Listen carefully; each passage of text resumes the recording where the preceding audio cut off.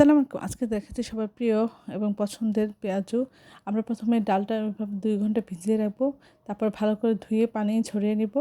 তারপরে আমরা একটা ব্লেন্ডার জারে নিয়ে নিব।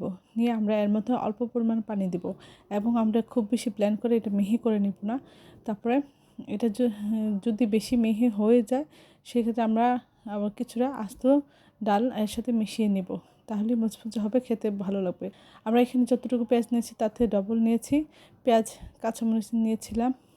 তারপর আদা চামচ আদা বাটা, আধা চামচ রসুন বাটা, ১ চামচ হলুদ গুঁড়া, ১ চামচ ধনিয়া গুঁড়া, ১ চামচ জিরা গুঁড়া, ১ চামচ মরিচের গুঁড়া, ১ চামচ লবণ।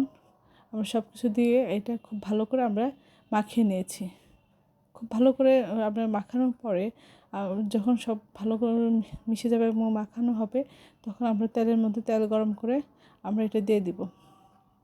এটা ছড়ায় পেঁয়াজু শেপে দিয়ে দেবো।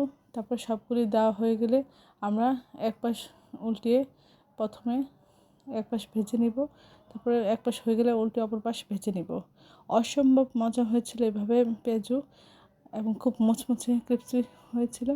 আশা করি আপনারা এভাবে ট্রাই করে দেখতে পারেন। ব্লেন্ডারে খুব সহজে ব্লেন্ড করে এভাবে করা যায়। সব আমার চ্যানেলটি লাইক এবং শেয়ার দেবেন, সাবস্ক্রাইব করবেন, আমার প্রিয়জনকে বেশি বেশি করে শেয়ার দেবেন। আর আমার চ্যানেলে সব রকম রান্নাই রয়েছে।